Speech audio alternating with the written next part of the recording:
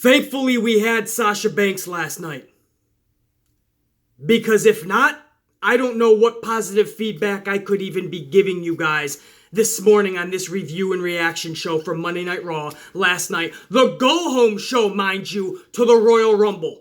Not just any average pay-per-view. This was the go-home show to one of their top 4 pay-per-views of the year, and the pay-per-view that kickstarts WrestleMania season. And that's the pathetic display that Vince McMahon, his suits and ties jack-offs, his creative and booking staff, that's what they put on last night. Zero creativity, zero change, nothing unique, nothing different, the same redundant garbage. They claim this was the era of change. The last couple of weeks, we started to see some of that. A lot more backstage brawling, good backstage segments. Some storylines started to make sense. And then last night, it looked like we were right back in 2018, which was the worst year in professional wrestling for WWE by far.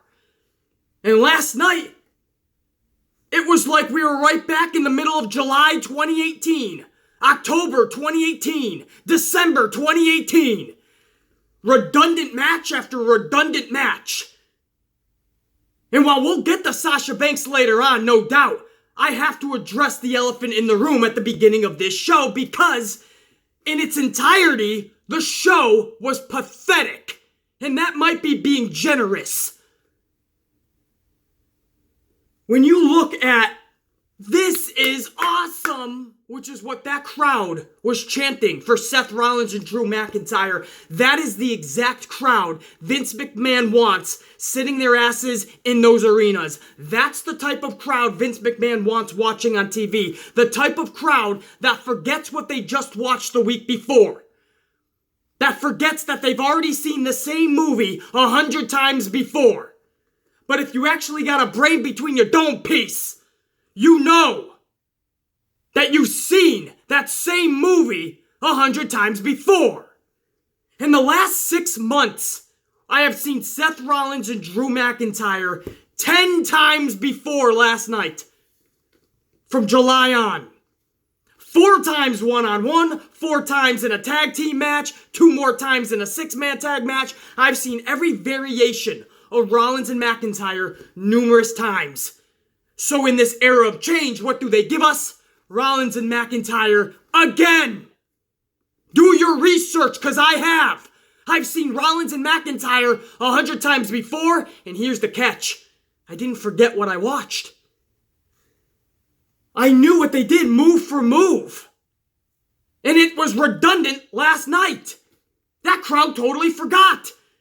It was just good wrestling to them. They're probably craving great wrestling so bad, they're willing to eat shit and take the same shit that they've had before 100 times.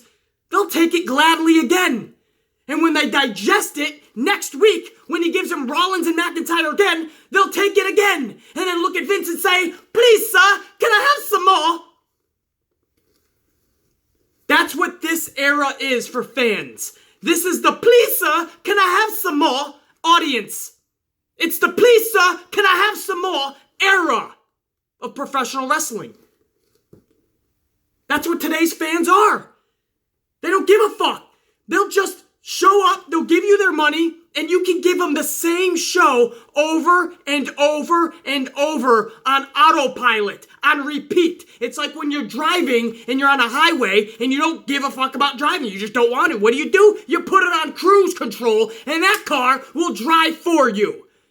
Well, why Vince has his head so far up the XFL's ass, Triple H so far up NXT's ass, and Stephanie McMahon trying to find the next charity or movement that she can promote on her fucking channel, on her company's programming, while everyone else has their head so far up there, other career aspects, avenues, and productions, the WWE is failing miserably. But it's okay, because they can put it on autopilot, on cruise control, give you the same shows, and the fans won't even know the difference. Of course, Rollins and McIntyre can put on a good match. That doesn't mean we need to see it 11 times in 6 months. Every week or every other week. Actually, BC, if you think about it, if you do the average, it's every 3 weeks. So thanks, Mathematician Mike. Now fuck off, Mathematician Mike. To me, it's every week. I've seen it so many freaking times. And I get Rollins and McIntyre again. And if you're following me on Twitter, you know exactly what I told you guys from the beginning. This is exactly what is not needed. I said, who is ready for more 50-50 booking? Because that's what you're going to get. You're going to get a guy like Rollins, a guy like McIntyre. Both should be on their own winning streaks right now. Building their characters up. Trying to be a superstar. I don't know if they got what it takes to be larger than life. Everyone thinks it's McIntyre, but I got something to say about that in 20 seconds. But at least superstars, not even larger than life. Just give me superstars that we give a shit about. They should be on their own. Getting winning streaks and building their characters. Instead, Vince has them constantly facing each other, where one person has to lose, one person wins, and then they flip-flop the next week and so on. It's called 50-50 booking. And if you caught my podcast 2 Sundays ago, I explain it for a half an hour to you guys. And I show you Seth Rollins' last 2 months on the roster. And how I was equally 4 wins and 4 losses. 50-50 booking. And they continued it this week. And then everybody wants to tell me Drew McIntyre is the next big thing. Drew McIntyre has all the tools. Good wrestler, good on the microphone. The guy's got the presence, the look, the mannerisms. He's got it all. There's just one problem. He's flat on his back again last night in the middle of the ring. And everyone's chanting, "This is awesome." And everybody's all cuddly with goosebumps after the match. Wow, we just witnessed a good match. That was a good wrestling match. I can get a good wrestling match down at the local bingo hall. WWE is supposed to be more than that. It's supposed to be about larger-than-life characters. Mega storylines leading into dynamite feuds. And it all has a payoff at the big pay-per-view. We don't get that anymore. We get 2 guys that should be superstars facing each other every week in 50-50 booking. And when you do 50-50 booking, you can't create a superstar. Because the casual fan and the mainstream media fan that's tuning in, they don't know if you're a winner or a loser. Because every other week, you're a loser. And then you're gonna ask individuals like myself with a brain in my dome piece to look at Drew McIntyre like a winner when I've already seen this guy lose every single way you can possible. Flat on his back last night. Again. But I'm supposed to look at Drew like the next big thing. Because he's got the tools and the assets. What he doesn't have yet is that crowd reaction. And that's where that it factor really explodes and is contagious. He hasn't gotten that yet. And if they book him this way, he's not going to get it. Because he's not even going to have a chance.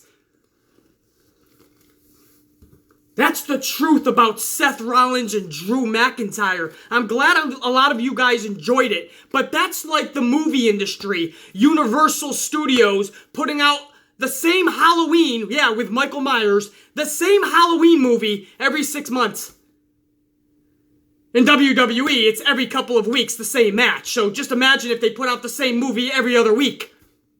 Not the sequel.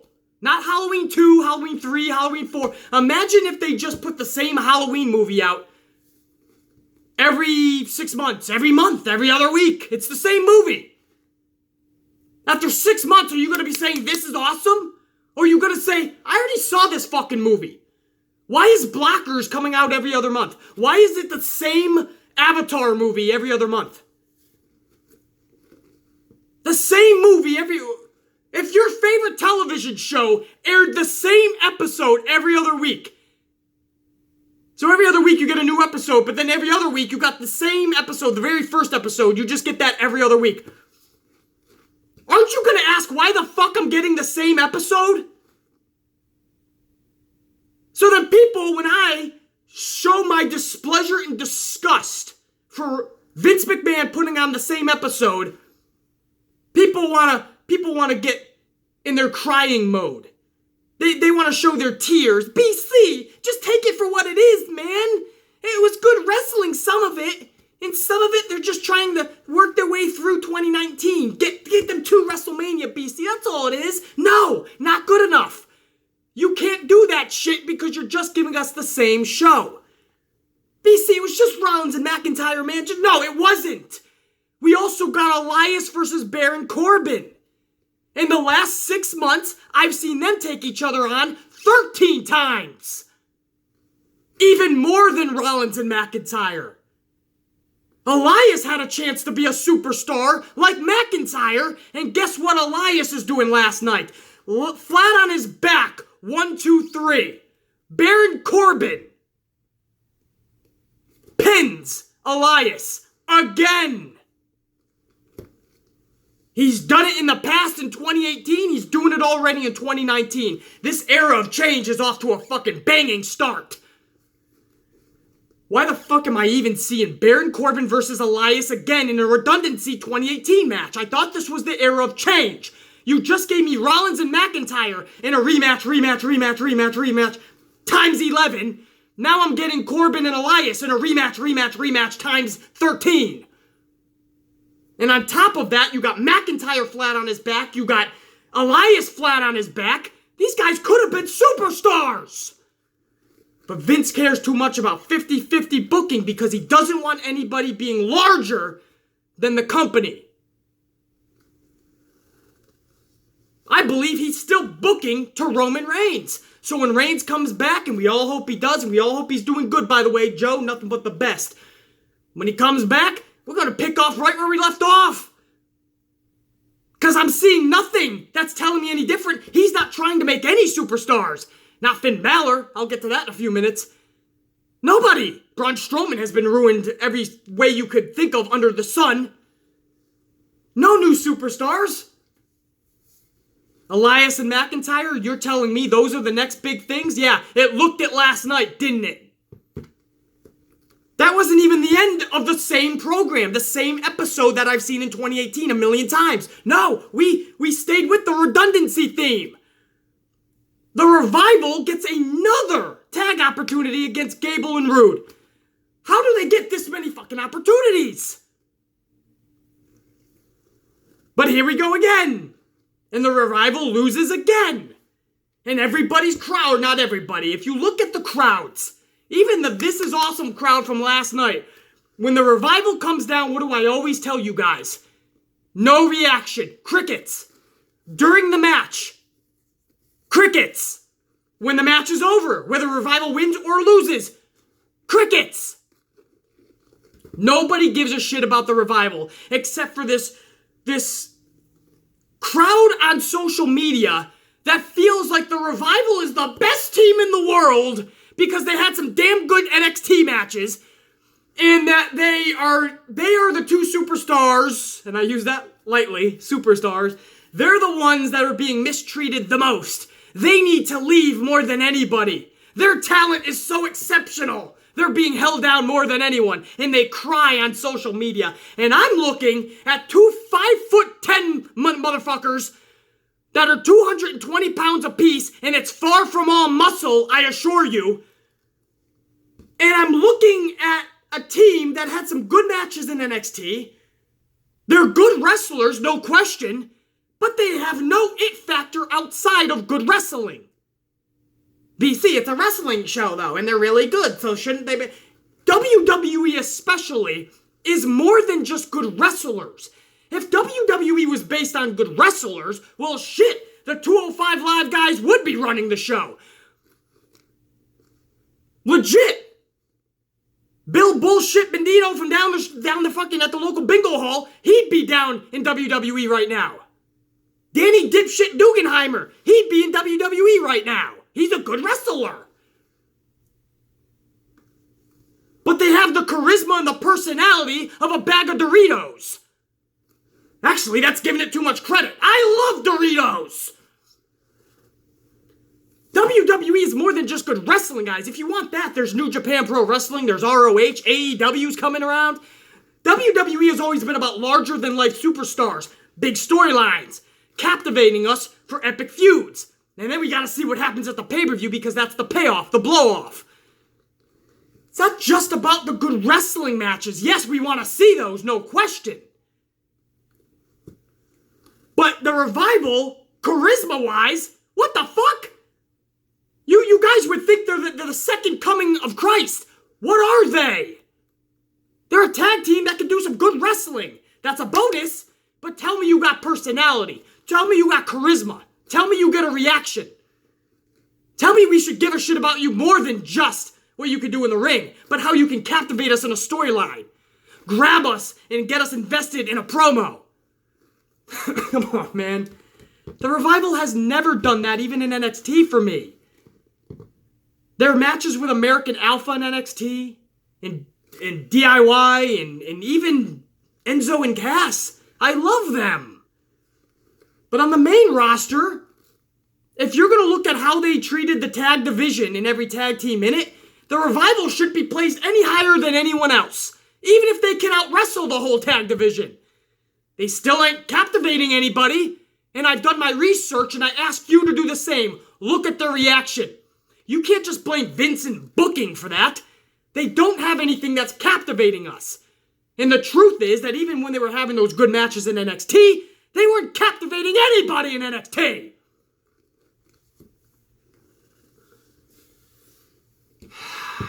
So that's what we get last night, and the Revival loses again, and Chad Gable and Bobby Roode go on to keep their tag team championships. Well, woo freaking woo! Another redundancy match to yours truly, because that's what I'm witnessing. And you get the outcry about the Revival, so now we gotta hear more crying about that. I do not feel at all that they're getting their release. I wonder if they even asked for their release. But they're definitely not getting it anytime soon. Afterwards, you had the Revival get beaten down. For some reason, Curt Hawkins was a special guest referee, and Revival didn't like losing on Curt Hawkins' watch, so they started to jump Curt Hawkins. But here comes Zack Ryder to help his old tag team partner out.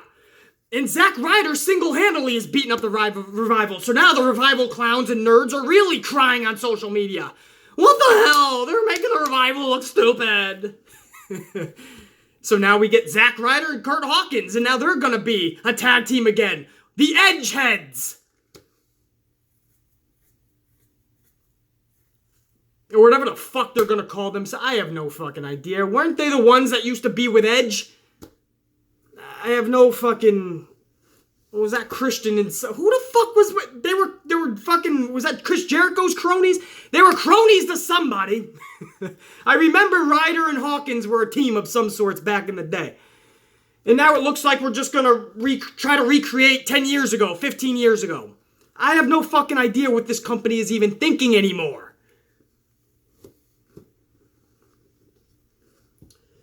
So then we went into... Well, let's stick with tag teams for a second. We come back from commercial break, the Ascension is in the ring. The Ascension! That's when you know business is picking up. That's when you know you can't go to the bathroom, smoke a cigarette, or get something to eat. You have to stay glued to your TV, because the Ascension, Connor and Victor, they took a day off from their other job at the Home Depot, and they showed up to WWE's Raw. And they're taking on Heavy Machinery. Now, all joking aside, or should I say full joking inside, you had Otis, who actually was one of the highlights of the show. Otis might be one of the most entertaining guys in the whole roster of Raw right now. Thank goodness for Otis. I said thank goodness for Sasha Banks at the top of this program. I should have said Otis too. Otis actually was one of the bright spots of Monday Night Raw last night. They made quick work of the Ascension, and that's that match. Nothing more to say other than thank you, Otis. Heavy Machinery wins the match over the Ascension. Wow, are you captivated yet from everything I just told you? Rematch after rematch after rematch, and then an Ascension match. You're not captivated? How about a moment of bliss? That was a train wreck. And then you have dipshits out there. Oh, by the way, can I go back to the Revival real quick? Revival, guys. I had somebody on social media tell me that the Revival didn't need charisma.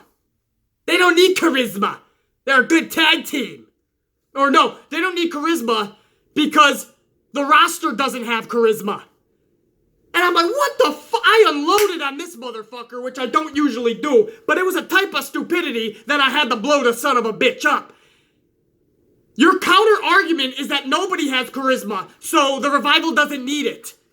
Okay, and that's the type of fan that we have today, guys. When you think about why pro wrestling is dying, and some people want to say it's the people on these platforms that are always negative. No, it's the dipshitted fans that don't think you need charisma anymore to be a superstar in this business.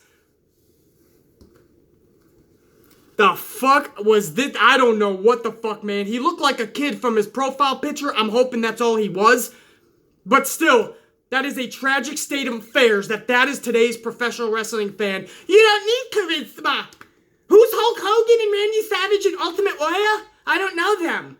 That was before my time. Who's Steve Austin, The Rock, and The Undertaker? I don't know them too well. I think I've seen The Undertaker recently, but I don't know them.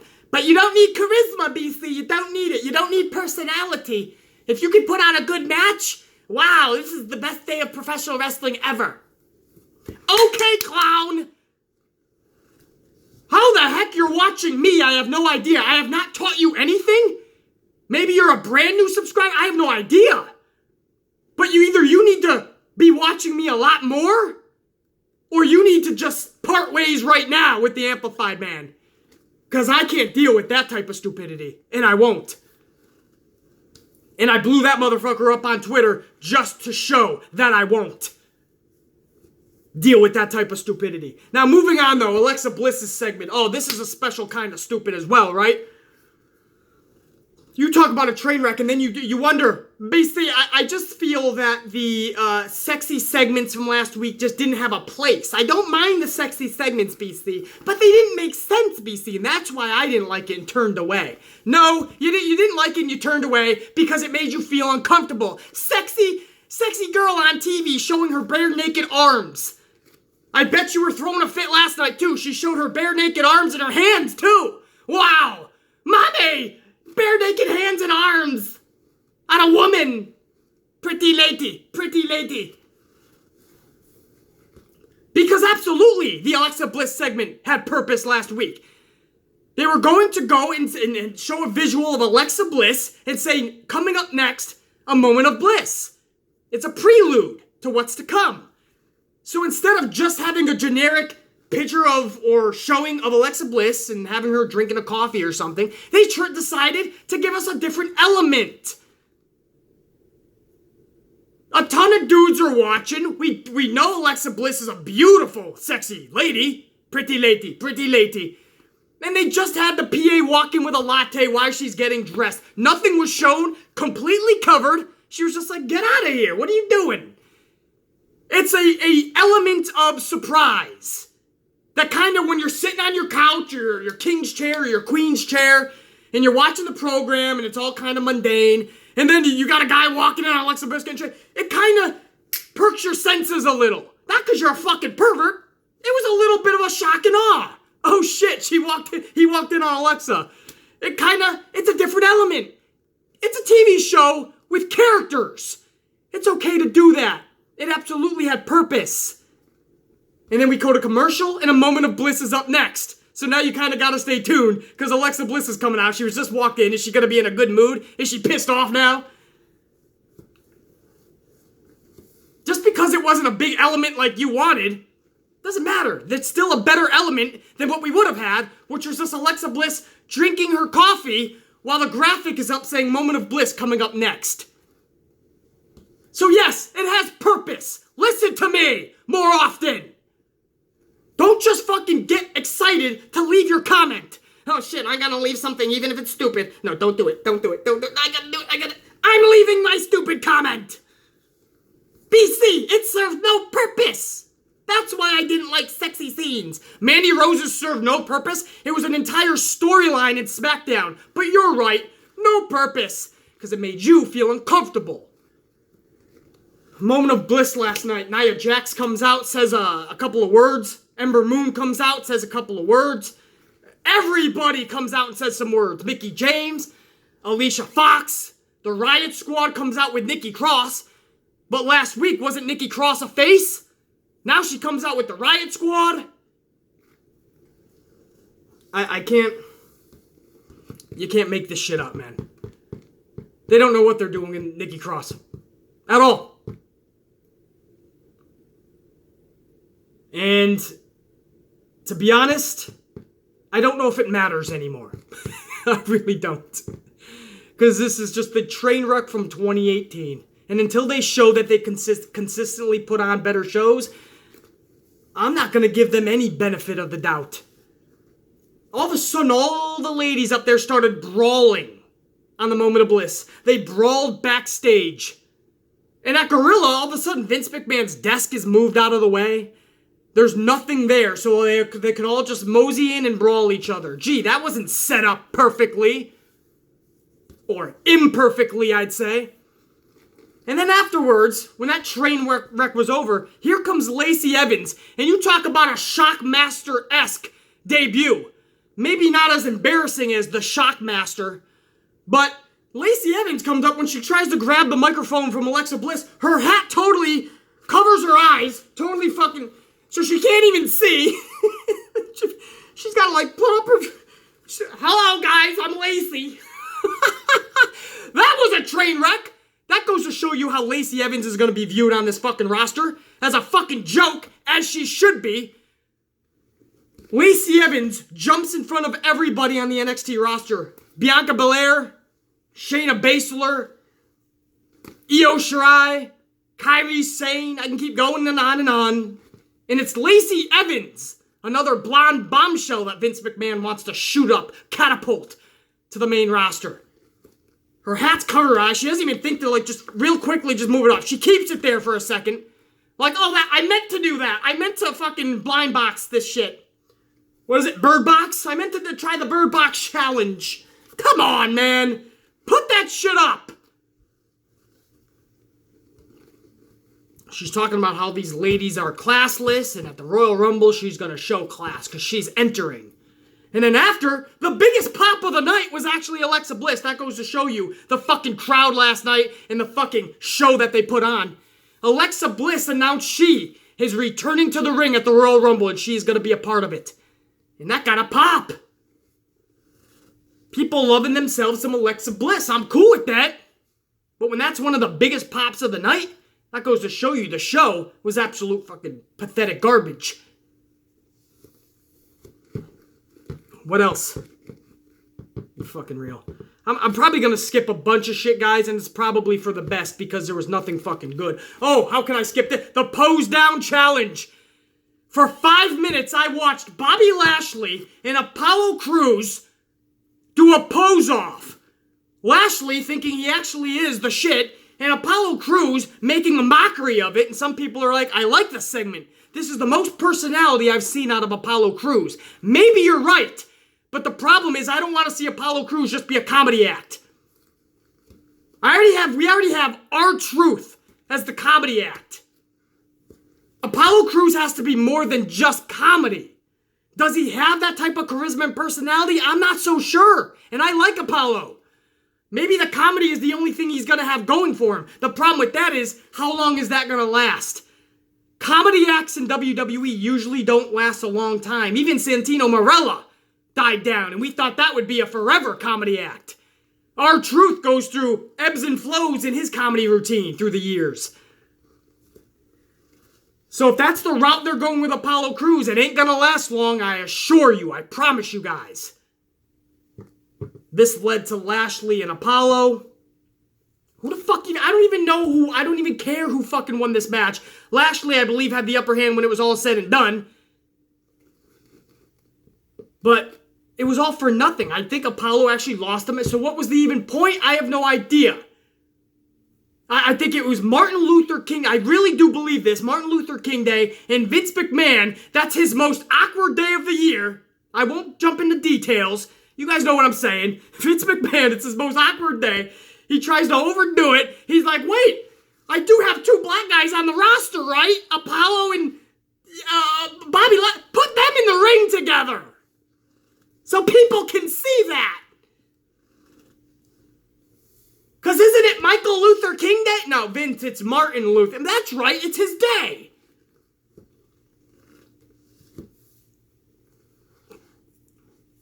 Put them in the ring together. Make sure Ember Moon is the first one confronting Nia.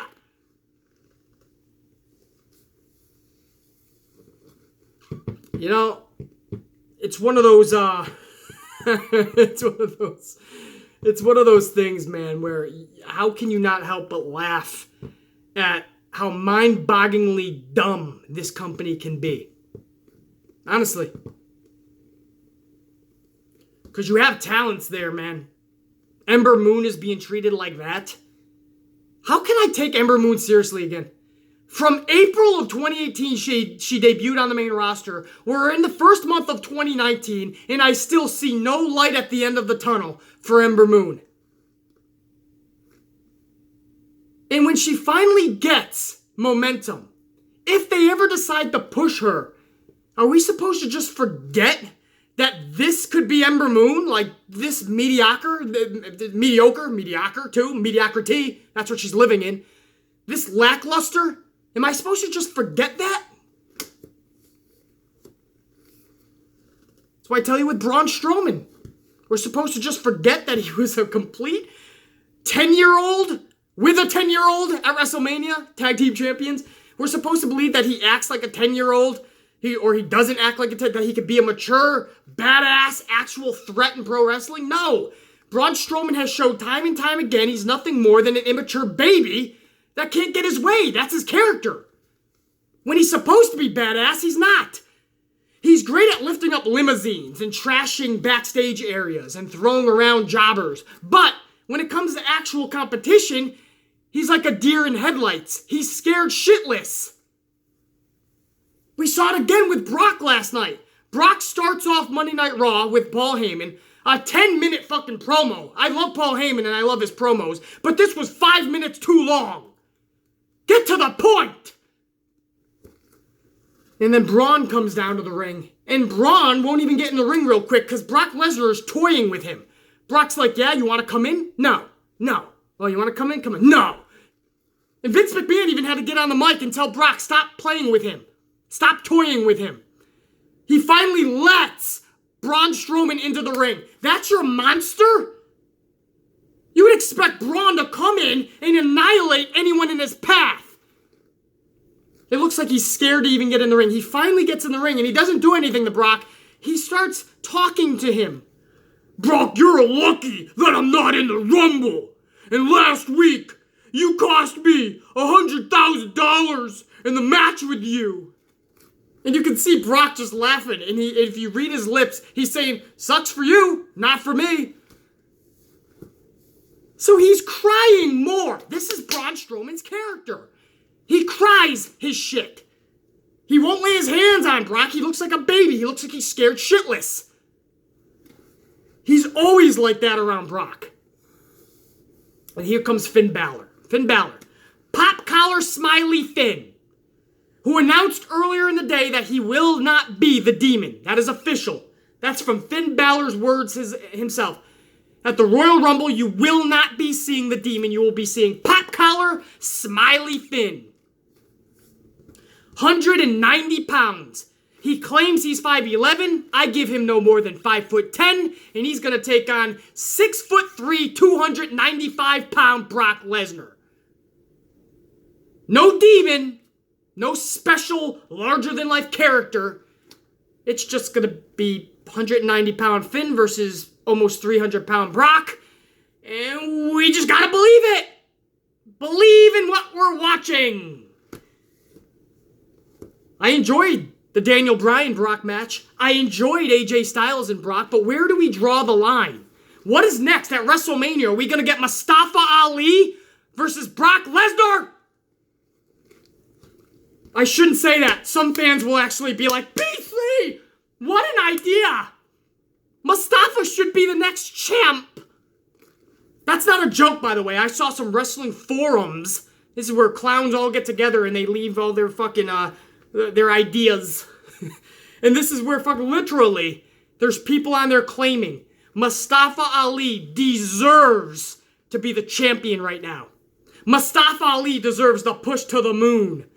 Mustafa Ali is going to be the one to captivate the business.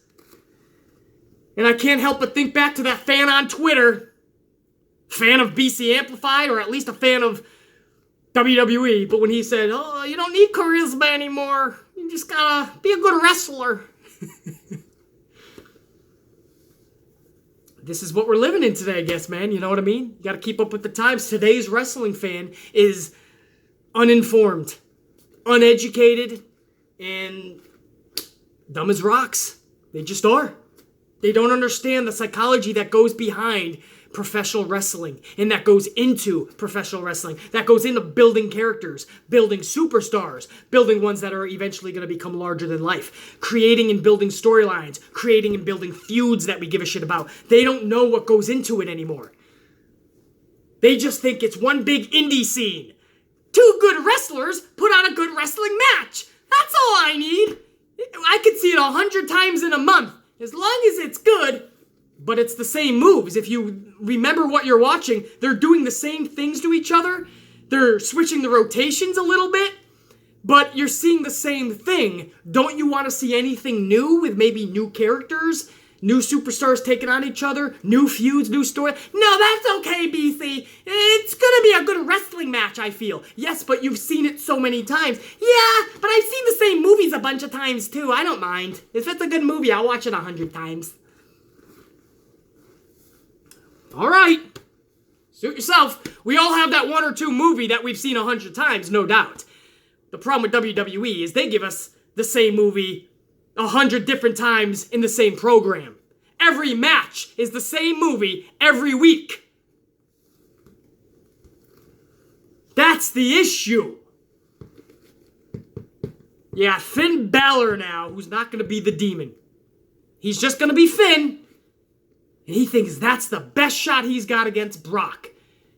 In the interview where he said he's not going to be the Demon, he said he feels like in the past he's leaned on the Demon too much as a crutch. Gee, could it be because you're undefeated on the main roster? And in NXT, aside from one Samoa Joe loss in a steel cage match, you would have been undefeated in NXT as well with the Demon. Is it because you're almost, again, aside from Samoa Joe, unbeatable as the Demon? Gee, if that's a crutch, give me two of those bitches for the time being. And watch me stratosphere straight to the fucking moon. No, he thinks his best deal is going to be one-on-one as Finn, pop collar Smiley. And Finn's on the microphone and he's talking about how he's going to be the David that's going to beat Goliath. Yes, because AJ Styles couldn't do it. Daniel Bryan couldn't do it. But a guy who's been playing around in mid-card mediocrity for the last year and a half, he'll do it. Listen, we like Finn Balor, but if he's honestly going to beat Brock, you got to see it as the Demon. So this tells me he's obviously going to lose at the Royal Rumble. And they want to protect the Demon. Or maybe I'm wrong. Maybe they just did away with the Demon for good because we have not seen him. We only saw him one time in 2018. That was at SummerSlam. Maybe two times. Was he at Royal Rumble? I have no fucking idea. Maybe he showed up in NXT. I remember one time at SummerSlam last year. That was it. He was going to come out at WrestleMania last year, but he said no. He felt he needed to make a difference in the world. So he came out with his rainbow socks and his rainbow tights and shirt.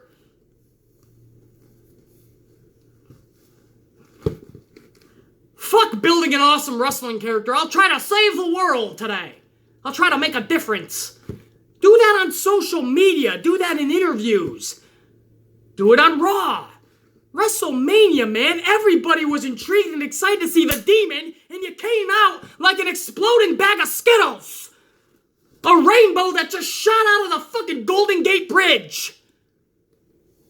We're expecting a Demon, and we get Rainbow Ricky.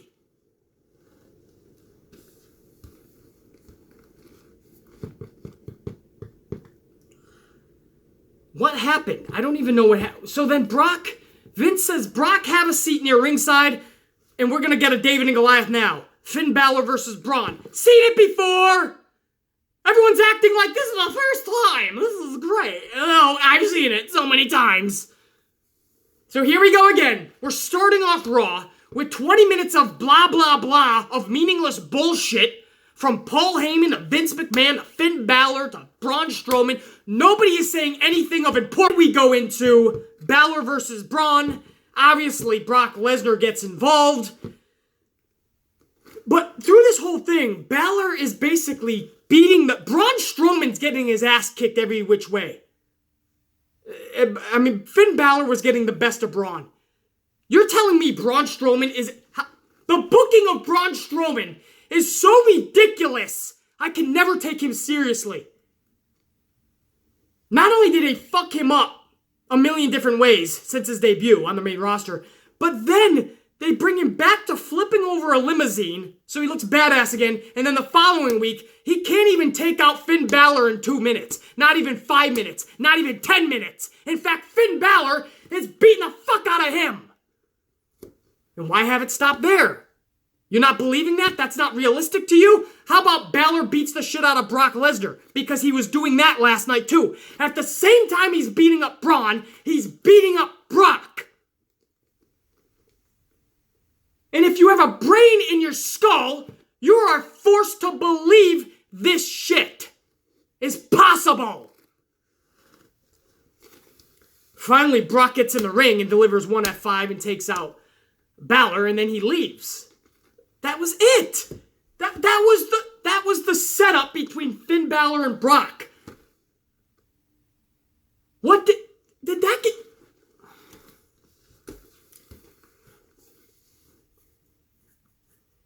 I don't even fucking... So let me get to something positive last night. Okay, there's probably other segments last night that are just mind-bogglingly just make me want to put my head through a cement wall.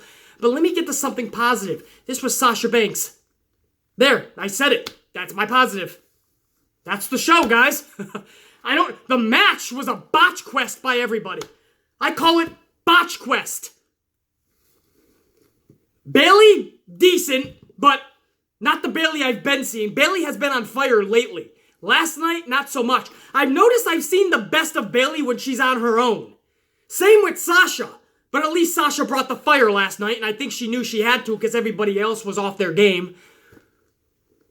But Bayley doesn't need to be tied down in a tag team either, just like I say Sasha. Bayley does great on her own. But Bayley, not since her main roster, I don't know what the fuck's been up with her, but lately on her own, since Sasha's been preoccupied with this storyline, Bayley's been good. Bayley not so much last night, but not nearly as bad as Ronda and Natalya last night. And I'm a big fan of Ronda Rousey. I'll be the first to admit, that was not good last night. Natalya seemed slower than a snail. I knew a tortoise named Elias that was faster than Natalya last night. But Sasha, she took everybody's weaknesses, she threw them on her back, and she captivated everybody nonetheless. Sasha Banks took command, took charge. She was the authority in that ring last night, and that was great to see. BC, of course you're going to say that. You love Sasha Banks. That's one of your favorite wrestlers. Yeah, you're damn right. Because she checks off every box. Her mannerisms, her facial expressions, her selling, her offense, her defense, the way she captivates, her confidence lately, which is the one thing I said she's lacked for the longest time. Now you can check that off. Because she's got the confidence now too. Everyone used to say one of her biggest weaknesses, though, BC, is her mic skills. She's not good in her promos. The last several weeks, she's one of the best females on that microphone. I don't know what the fuck happened to Sasha. Confidence galore. Confidence for days. Stella got her groove back. The one big weakness they always said, promos. She's amazing on the microphone lately. The confidence? She's ready to take people's heads off. And then some dipshits will say, she botches a lot, BC. Yeah, that match last night, 0 from her. Everybody else putting on a botch quest. Sasha took everybody's mistakes, and she tried to hide them the best she could. By putting it into overdrive. We talked about cruise control earlier, but what about when you turn that son bitch into overdrive? That's what Sasha did. Sasha Banks taps out Natalya, delivers Ronda Rousey's first loss ever in WWE. That's right, tag team match counts. Now, yes, they're going to twist this. I think they did this with Asuka too, right? They're going to twist this and say she's undefeated one-on-one, and that's true, and that's how they should spin this. That's how it should be twisted. But always have it in the back of your mind, she technically lost. Because this was a tag team match that she was involved in. Last I checked, she wasn't a manager. She wasn't backstage watching. Last I checked, the graphics said Natalya and Ronda Rousey in a match. Well, they lost. So technically, that's Ronda's first loss on the main roster, man. Sasha Banks tap out. That tells me Sasha Banks is not walking out with no championship at the Rumble, but we kind of already knew that. But this is about the bigger picture anyway. This is about Sasha getting that groove and confidence back, man. For all of 2018 being stuck in a boss and hug collection, connection, whatever you call this tag team. Stuck in that tag team all of 2018 while everyone else got their glory. And you were in obscurity. This is about her moment. And hopefully that leads to some cool shit in the future. And if that has to mean tag team titles with Bayley, I hope they just get it done with, become champions, defend them. And then when it's over, split them up and let Sasha go for individual titles because she is showing you, now more than ever, that she's fully capable. But for me, she's always shown fans like me that. After the match, Ronda and Sasha face to face, they're yelling at each other, they're trying to separate them, we fade to black, we go off the air. That was the best of Monday Night Raw. Was Sasha Banks. This isn't no bias because I love Sasha Banks. She's my favorite wrestler. Or I think she's hot, or whatever else I hear from everyone. I put Sasha here and everyone else down here. Yeah, for good reason. Nobody's captivating me on that whole damn show other than Sasha Banks. And that was Monday Night Raw. We went back to 2018. That's all we did. The only difference, Sasha now is getting the main storyline. So that's the only thing that prevented me from putting my head through 10 cement walls in New York City last night. I don't even know what this... I mean, this is the go-home show to the Royal Rumble. This was supposed to be better than last week, or any week previous. It's almost like Vince McMahon had a shitty weekend because the NFL had two great games back-to-back. Two great games, the championship game Sunday, and Vince was floored because his whole thing for XFL is, hey, the NFL is getting weaker and weaker, dumber and dumber, and it's starting to suck more and more. So come on over to the XFL. Well, Vince, the NFL is hotter than ever. Even with its missed calls and the referees being like WWE referees and dumb as fuck, the NFL is hotter than ever, motherfucker. So maybe he had a bad weekend and he just shit all over WWE. He didn't want to give it any time of day. Well, we saw that Monday, didn't we? If you enjoyed Monday Night Raw, good for you. I'll give you a golf clap. You are a special breed. Special, indeed. To like that garbage that we saw last night. I didn't even have to spend a minute on this show, actually, aside from Sasha, because all I had to do was give you guys the same review that I gave a million times in 2018. I just should have put that on replay, because this was just the same shows we saw in 2018. Now I'm just repeating myself. I'm done. I'm going to double fist some Starbucks. I'm going to kick a lot of fucking ass today. And I'll see you guys tomorrow morning for SmackDown Live's review and reaction. And I swear to you, it better be a million times better than the garbage, the nonsensical, redundant bullshit I saw last night. It better be that much better. This is a go-home show tonight for SmackDown. Act like it! I'll let your boy Peace cause he's out. The Amplified Man. Saying, check you. Wait, guys, don't end the video yet. I thought of something epic that happened on Raw last night.